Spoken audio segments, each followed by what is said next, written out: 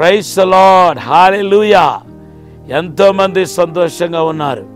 మీరు సంతోషంగా ఉండాలంటే నేను డైలీ ఒక ప్రార్థన చేస్తాను, మీరు కూడా ప్రార్థన చేయండి. కీర్తన 90:14 మీ జీవితాంతమందు సంతోషంగా ఉన్నట్టు కృపతో తృప్తిపరచమని మోసే చేసిన ప్రార్థనను మీరు కూడా డైలీ చేయండి. ఎప్పుడు మన కృపతో నింపబడతామో అప్పుడు సంతోషంగా ఉంటాం. దేవుని బిడ్డలారా, ఈరోజు దేవునికి ఆశీర్వాదాలు మీ మీదకి వచ్చిన గాక, ప్రతి బంధకాలు శాపపు కాడులు విరిగిపోను గాక, మిమ్మల్ని బాధ పెట్టే ముళ్ళు ఏదైనా సరే అది ఇప్పుడే యేసు నామములో విరిగిపోతున్నాయి. మీకు క్షేమం కలగబోతుందని పరిశుద్ధాత్మ దేవుడు మాట్లాడుతున్నాడు. మీకు క్షేమం కలగబోతున్నాయి. కొన్ని రోజులనే అద్భుతాన్ని మీరు చూడబోతున్నారు.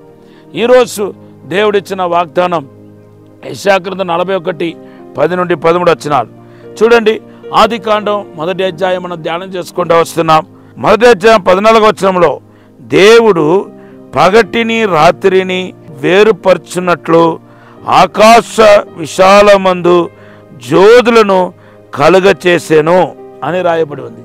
భూమికి వెలుగు ఇవ్వటానికంట దేవుడు ఏం చేస్తాడంటే ఆకాశంలో వెలుగునిచ్చే జ్యోతులను కలుగచేస్తాడంట. అవును దేవుని బిడ్డలారా, ఇదే దేవుని యొక్క వాక్యం. చూడండి, ఇక్కడ 2 విషయాలు మనకు కనపడుతుంది. ఎక్కడ చీకటి ఉందో అక్కడ దేవుడు వెలుగును కలుగచేస్తున్నాడు. ఎక్కడ కీడు ఉన్నాయో అక్కడ మేలును కలుగచేస్తున్నాడు. ఎక్కడ పాపం ఉందో ఆ పాపాన్ని తొలగించి దేవుడు క్షేమాన్ని కలుగచేస్తున్నాడు, పరిశుద్ధతను కలుగచేస్తున్నాడు అనే విషయాన్ని మనము చూడగలుగుతున్నాం. దేవుని బిడ్డలారా, అంతేకాదు ఈ భూమికి వెలుగిచ్చిన వాటిని దేవుడు దేనితో కనెక్ట్ చేశాడంటే ఈ భూమిలో ఉంచలేదు, వాటిని ఆకాశం యొక్క విశాలంలో ఉంచానని బైబిల్లో రాయబడి ఉంది. అవును దేవుని బిడ్డలారా, ఈ భూమికి వెలుగిచ్చే వాళ్ళు ఎవరు? పరిశుద్ధ గ్రంథంలో మనం చూస్తున్నాం. దేవదూతలు, తర్వాత దేవుని యొక్క సేవకులు. అంతేకాదు యేసు ప్రభు మనందరిని చూసి పలికిన మాట ఏంటంటే మీరు లోకానికి వెలుగై ఉన్నారు అని యేసు ప్రభు వారు పలికాడు. యోహాను సువార్త 8వ అధ్యాయంలో మీరు లోకానికి వెలుగై ఉన్నారని యేసు ప్రభు వారు పలికాడు. అవును, యేసు క్రీస్తును కలిగి ఉన్న ప్రతి ఒక్కరూ లోకానికి వెలుగై ఉన్నారు. ఒకరిని ప్రభులోనికి నడిపిస్తే మీరు వెలుగిచ్చే దీపము. మీరు ఎవరైనా కావచ్చు, ఒక విశ్వాసి కావచ్చు, ఒక సేవకుడు కావచ్చు.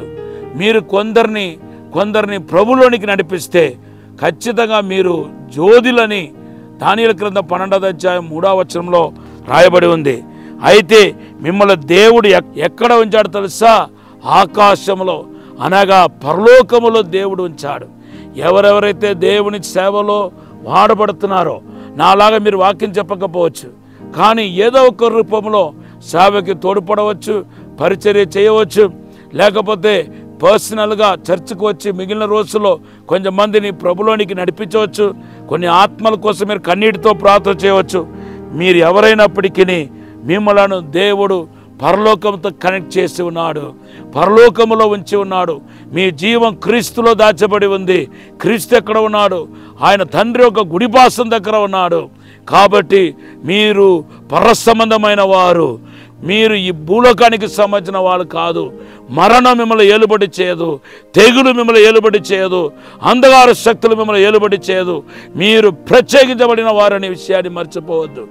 నా ఆశ, నా ప్రార్థన ఏంటంటే ఎవరెవరైతే ప్రకాశించేవారుగా ఉన్నారో, వెలుగిచ్చేవారుగా ఉన్నారో, ఈ లోకానికి వెలుగై ఉన్నారో, మీరందరూ కలకాలము చిరకాలము ప్రభుకు ఎప్పుడు ప్రభు సన్నిధిలో వెలిగించేవారుగానే ఉండాలి. మీ దీపము ఆరిపోకూడదు అనేది నా ప్రత్యేకమైన ప్రార్థన. అవును, ఎందుకంటే ఈ భూమిలో ఏ ఒక్కరిని దేవుడు పరలోకంలో కనెక్ట్ చేయలేదు, పరలోకంలో ఉంచలేదు. ఈ భూమికి వెలుగుగా ఉన్న ఆ వెలుగిచ్చే ఆ దీపాన్ని మాత్రం, జ్యోతిని మాత్రం దేవుడు పరలోకంలో ఉంచాడు, ఆకాశ విశాలంలో ఉంచాడు. కనుక వెలుగిచ్చే మీరందరూ, క్రైస్తవులందరూ దీవించబడదురు గాక, వర్ధిల్లగాక, మీరు కృపాక్షేమం వెంట వచ్చిన గాక, మేలు కలిగిన గాక. ఒక చిన్న ప్రార్థన చేస్తాను. పరిశుద్ధము నమ్మకమైన పరలోక తండ్రి, వాక్యం వింటున్న ప్రతి ఒక్కరిని మేలు చేయండి ప్రభా, అద్భుతం జరిగించండి ప్రభా, విడుదల, ఆశీర్వాద, స్వస్థత, అద్భుతం ఇచ్చండి ప్రభా. ప్రతి కీడు, శోధన, ప్రమాదం తప్పించండి ప్రభా. కీర్తన 91:11 ప్రకారం తండ్రి నీ దేవదూతలు పంపి కాపాడండి, ప్రతి శోధన నుండి కాపాడండి, ప్రమాద కీడు నుండి తప్పించమని యేసు నామములో అడిగి వేడుకుంటున్నాం తండ్రి. ఆమేన్. Have a blessed day. దేవుడు మన ఆశీర్వదించును గాక, బలపరచును గాక. యోహాను సువార్త 14:1 మీ వాగ్దానం.